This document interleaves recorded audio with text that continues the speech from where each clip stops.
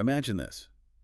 One single move, just nationalizing a canal, ends up completely scrambling global power, shaking up alliances, changing the whole Middle East. Sounds dramatic, right? Yeah, but it actually happened, 1956. Exactly. Welcome to the deep dive. Today, we're jumping straight into the Suez-Sinai crisis of 1956. It's widely seen as this massive turning point in modern history. Absolutely. The effects were just huge, rippling out for decades. So our mission today, we want to unpack this thing. It's really complex, lots of layers. We'll look at it from, all the key angles, British, French, Israeli, Egyptian, and of course, the big superpowers looming over it all. Right. Trying to get at the why it happened, how it all played out, and what the lasting impact really was. Yeah, basically giving you that shortcut to being properly clued in. Yeah. And we might uncover some surprising bits along the way, things that maybe challenge the standard story. Okay, let's get into it. So the SMARC, or maybe the fuse, you could say, was Gamal Abdel Nasser, Egypt's leader. Right. Hugely charismatic figure. By the mid-50s, his influence in the Arab world was just skyrocketing. Yeah. He was all about Arab nationalism and, crucially, this idea of non-alignment. Refusing to pick a side in the Cold War, East versus West. And he'd already pulled off a big win, getting the British troops out of the Suez Canal zone. They'd been there for, what, over 80 years? Yeah. A massive deal symbolically. Definitely. It underscored Egypt's sovereignty, but, his whole balancing act, playing the big powers off each other, that was always going to be risky. And that risk really crystallized around the Aswan High Dam project. Huge, ambitious plan. Vital for Egypt, electricity, controlling the Nile floods, more farmland, just transformative. So Nasser's trying to get this massive loan from the World Bank, basically, with U.S. and British backing. But at the same time, he's talking to the Soviets. Trying to play them off against each other, get the best deal. Classic Nasser move, really. But it backfired. Well, it seriously annoyed the U.S. Secretary of State, John Foster Dulles. He saw it as Nasser getting too big for his boots, maybe leaning towards Moscow. Okay. So, boom. July 1956, the Americans just pull their funding offer abruptly. Wow. Not just about the money there. Not at all. It was a huge political slapdown, and it really ramped up the tension. So Nasser, he's furious, and he doesn't just take it. July 26, 1956, he hits back. Big time. Announces the nationalization of the Suez Canal. Takes it over from the Suez Canal Company. Which was majority British owned, right? Exactly. Yeah. And he cancels the Anglo-Egyptian Treaty, too. This wasn't just, like, an economic decision. It was pure political theater. And the reaction in Egypt and the Arab world. Oh, massive pride. Euphoria, even. It felt like liberation, shaking off foreign control, settling old scores. Nasser's popularity just went through the roof. Unprecedented, really. A political masterstroke for him. Domestically, yes. Internationally, it set alarm bells ringing, especially in London and Paris. Because of the oil. Primarily, yes. They saw it as a direct threat to their oil supplies, their strategic lifeline. So their goal became pretty clear. Get the canal back. And let's be honest, get rid of Nasser. They saw him as this dangerous anti-Western force. Okay, so that's Britain and France, but Israel gets involved too. What were their concerns? Israel had its own list. Two main things, really. First, stop the attacks by these Palestinian commandos, the Fedayeen, coming out of Egyptian territory, especially Gaza. Right. Second, secure free passage through the Straits of Tiran. Egypt had basically blockaded them, cutting off Israel's southern port, Eilat. And their view of Nasser. Prime Minister Ben-Gurion saw him as extremely dangerous. He even made comparisons to Hitler, seeing similar ambitions. So you have these three different sets of urgent problems all pointing at Nasser. Exactly. And that convergence, that shared enemy, even if the reasons differed slightly, that's what paved the way for, well, the collusion. The secret plan. Which brings us to the Sèvres Protocol, October 1956. Right. Super secret meeting outside Paris. You had the top dogs there. Ben-Gurion, Moshe Dayan, Shimon Peres for Israel, Guy Mollet, Christian Pineau for France, Selwyn Lloyd for Britain. High-stakes stuff. Totally. Ben-Gurion was apparently quite wary of the Brits, didn't fully trust them, but he played his hand well. Ow. He nailed down crucial French military support tanks, aircraft, even this promise of an aerial umbrella to protect Israeli cities if Egypt retaliated. And his main focus, beyond stopping the Fedayeen, was opening those Straits of Tiran. And didn't he have some grander vision, Oh, too? yeah. He laid out this, but well, the sources call it fantastic, maybe overly ambitious plan for reshaping the whole Middle East after Nasser.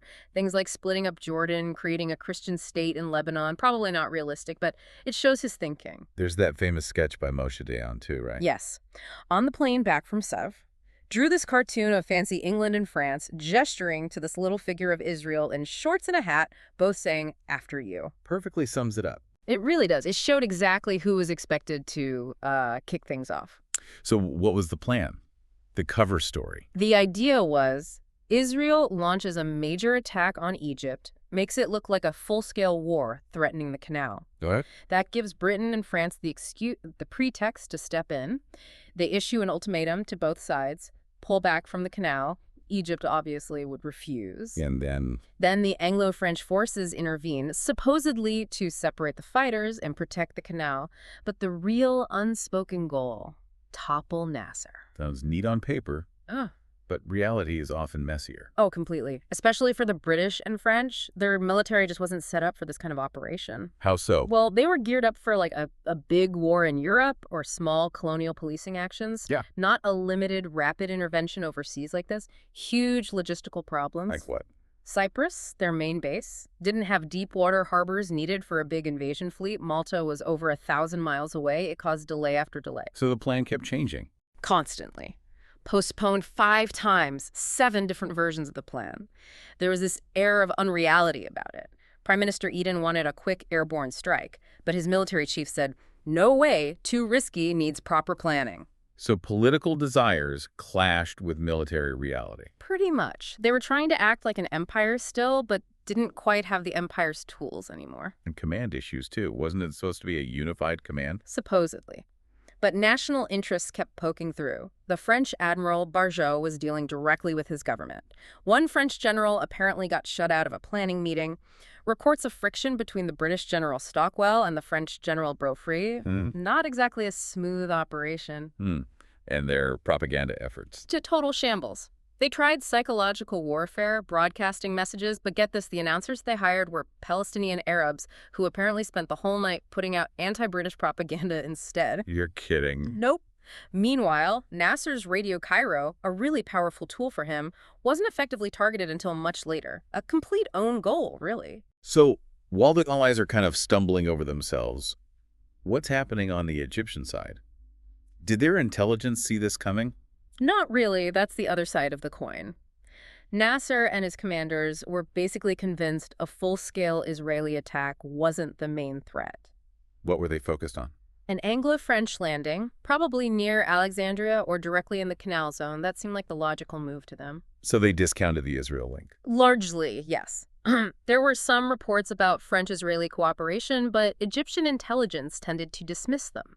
Some thought they might even be deliberate leaks from the West to trick them into moving troops away from the canal. Which, ironically, played right into the Allies' hands. Exactly. Left the Sinai front more exposed than it should have been. Okay, so the stage is set. The deception, the miscalculations. Then comes October 29th. Yep. 5 p.m., Israeli paratroopers, Latian Kol, Raphael 8 Tons Battalion, drop deep into Sinai, right at the Mitla Pass. That's like 150 miles from the Israeli border. A very bold move. And didn't they do something to the communications first? Incredible story that. 2 hours before the drop, 4 old P-51 Mustang fighters flew literally treetop level, like 12 feet off the ground, and used their propellers and wings to physically cut the overhead telephone wires across Sinai. No way. Yes, effectively knocked out Egyptian communications in the peninsula for a crucial 24 hours. Total radio silence imposed from their side, too. Brilliant, audacious move. And other Israeli forces. Pushing across the border from the Negev Desert into Sinai, heavy fighting breaks out, especially around that Mitla Pass where the paratroopers landed, and against dug-in Egyptian positions like Abu Ajila. So Israel makes the first move, as planned.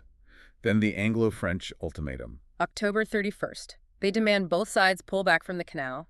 Egypt, as expected, refuses. And the bombing starts. Anglo-French planes hit Egyptian air bases. They destroy a lot of aircraft on the ground pretty quickly, but the invasion fleet itself, it's sailing really slowly across the Mediterranean. Mounting political heat, the UN, the US, the Soviets, everyone's condemning it. So there's pressure. The actual landings, the parachute drops on Port Said and Port Fouad, get pushed up to November 5th.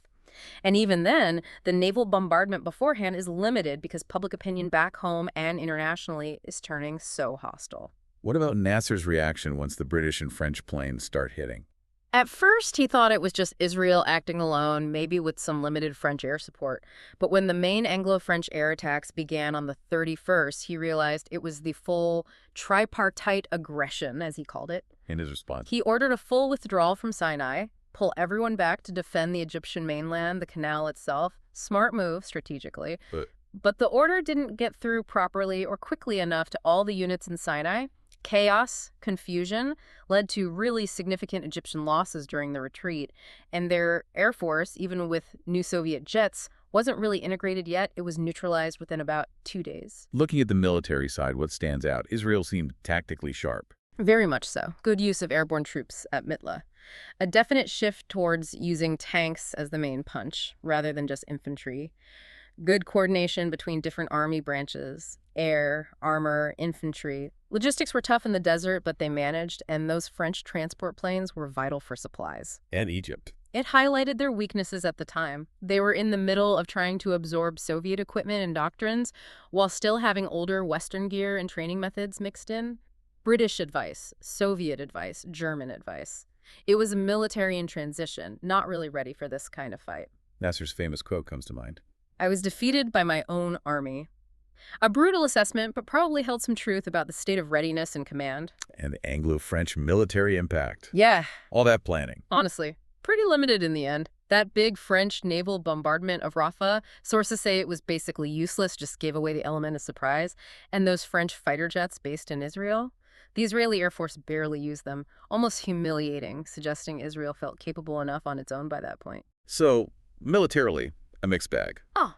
But politically, a disaster for Britain and France. Oh, completely. The international pressure just became overwhelming. The UN, the US threatening economic sanctions, even Soviet threats, so maybe bluster. They were forced into a ceasefire pretty quickly. And had to withdraw. Yeah.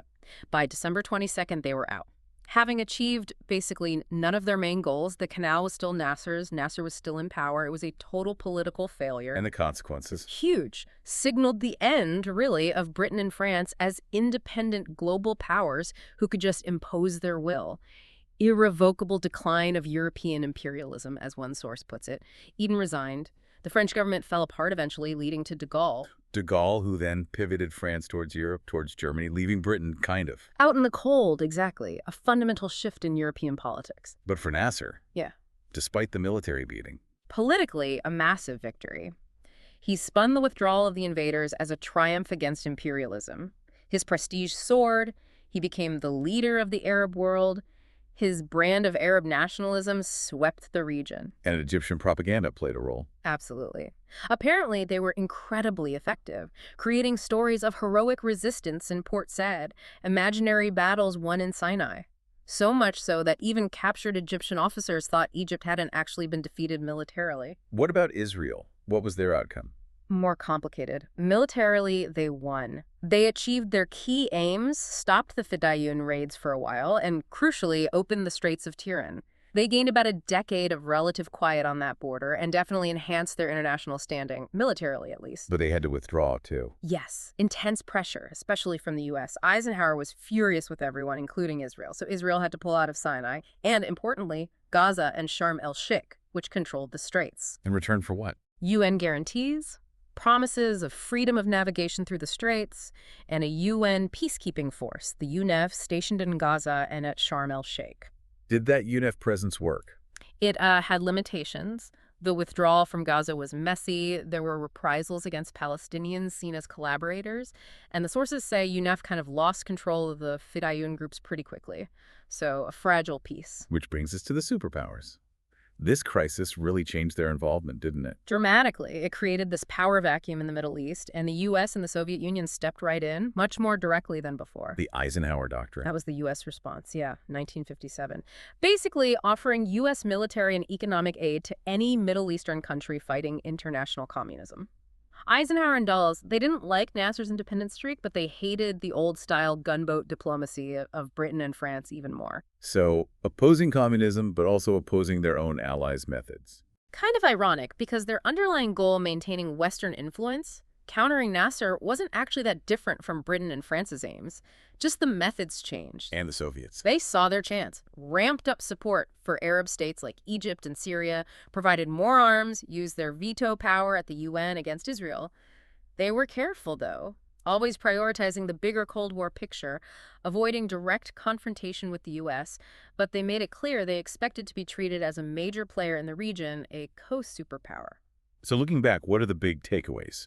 The enduring lessons from Suez? Well, the most obvious one is probably the limits of military power, especially for those former colonial powers. Britain and France learned the hard way that you couldn't just send in the troops and get your way anymore, not against rising nationalism and superpower politics. Like they were fighting the last war. Exactly. The sources say Eden and Mollet thought they were rerunning World War II, standing up to a dictator. Israel maybe saw it as a rerun of their 1948 independence war.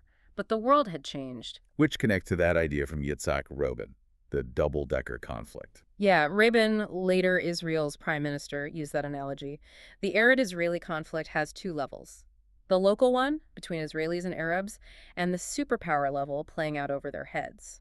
Suez showed that the superpowers wouldn't let regional actors, even Israel, just act freely if it threatened wider stability. Peace couldn't just be imposed by force from within the region. And it raised tricky questions about international law, too, didn't it? Definitely. Like the right to self-defense under the UN Charter. What about those constant needle prick attacks, the Fidayun raids?